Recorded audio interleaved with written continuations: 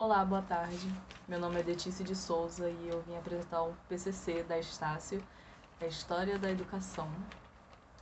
E vamos começar com a primeira questão, que é: quais características foram identificadas dos modelos educacionais no decurso da história, bem como suas contribuições para a formação dos sujeitos e das sociedades? Bom, no decurso da história nós temos uma pré-história. Bom, da pré-história nasce a pintura rupestre, que seriam modos de guardar memórias de situações que eles faziam, como caças, coisas ali normal do dia a dia daquele povo ali daquela época. Logo depois, através da pintura rupestre, vem o surgimento da escrita. E já depois disso, temos também, né,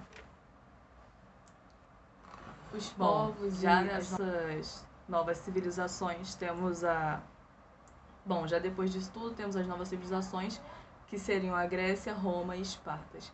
E o que nelas três tinham em comum, nesses três povos tinham em comum, era a situação de tratar a criança como um mini adulto. Por exemplo, na Grécia, os gregos tratavam a educação como um processo de preparação para a vida social. A criança, o homem, era visto não só como ser social, mas como o centro do universo. Então a criança já desde cedo já aprendiam coisas que provavelmente não conseguiam entender, né? Porque a cabeça de uma criança não iria conseguir entender totalmente aqueles tipos de filosofias que eram ensinadas na Grécia Antiga. Já na Roma tínhamos o ensinamento da criança para que ela ou fosse um soldado no futuro, na sua profissão, né, que ela iria fazer, ou fosse um agricultor. Já em Espartas, as crianças ficavam sendo cuidadas pelas mães até os 7 anos e logo depois iriam para os seus treinamentos para ser soldados também, para ser guerreiros. E assim era a educação ali. Já na Idade Média isso não muda muito, as crianças ainda continuam sendo tratadas como mini adultos. Mas tinha a diferença. Já tinha sim um modo de ensino ali, mas só quem podiam ser ensinados ou entrar nas escolas que já estavam sendo criadas através da igreja seriam a nobreza, né? As crianças da nobreza, o mini adulto da nobreza. E só os homens. As mulheres já tinham educação diferenciada, elas tinham que aprender a costurar, aprender música e a ser esposa. Essa era a criação dessas crianças. Já na baixa ali na baixa sociedade ali daquela época, tínhamos trabalho escravos e grande número de mortes infantis. Acredito que na nobreza também tinha grande número de mortes infantis pelo caso de grandes doenças naquela época e principalmente por tratar a criança como um mini adulto.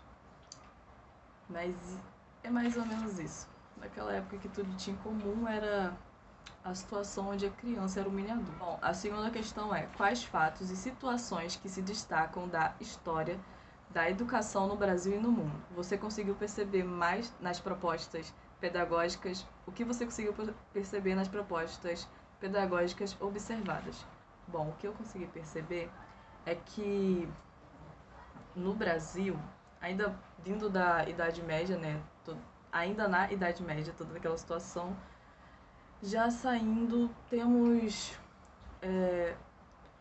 a chegada dos portugueses no Brasil e com eles veio a educação que tinha lá fora também, né, que seria a educação da igreja. Só que aqui os povos eram os nativos indígenas que tinham a tradição deles, a cultura deles. E quando eles viram isso, eles, né, começaram a escravizar esses povos e não só através disso também acabaram com a sua tradição e sua cultura aos poucos. E com isso foi sendo criada também a educação aqui no Brasil, que veio através dessa forçação assim de situação que veio através da catequização, que seria catequizar esses povos para que eles conhecessem sua doutrina e também para que entendessem sua língua e contribuíssem com a situação que eles queriam que aqueles povos ali contribuíssem. Através disso começou a nascer a educação aqui no Brasil, através dessa catequização. Pois através disso aquele segmento ali que ensinava a catequização, as igrejas aqui no Brasil, foi também conseguindo aprender a linguagem dos povos, entendendo até mesmo um pouco da tradição dos povos ali para conseguir se comunicar com aqueles povos. E aí foi assim que nasceu, né? Não só aqui no Brasil, né? Teve o processo de catequização, teve também em todos os outros países que foram invadidos por Portugal, pela Espanha, etc. Bom, agora vamos para a terceira questão, que é: qual a importância do diálogo produtivo entre história e pedagogia? Bom, é importante na medida que ajuda o pedagogo a compreender as estruturas socio-históricas de sua ciência e ao historiador a compreender a transmissão de conhecimentos. Agora vamos para a quarta questão, que é: quais contribuições dos povos e dos fatos históricos você conseguiu perceber nas propostas pedagógicas das escolas observadas e como essas contribuições estão presentes na constituição dos modelos de formação do sujeito? Bom, tanto na escola militar, quanto na religiosa e quanto na pública, tem o mesmo objetivo, que é ensinar aquele ser ali, tanto criança quanto adolescente ou adulto, a se formar através daqueles ensinos pedagógicos que cada local, cada instituição proporciona a cada ser. Por exemplo, no militar, no colégio militar o aluno já vai ser ensinado com o intuito de ter aquela vocação, aquela formação já no segmento militar.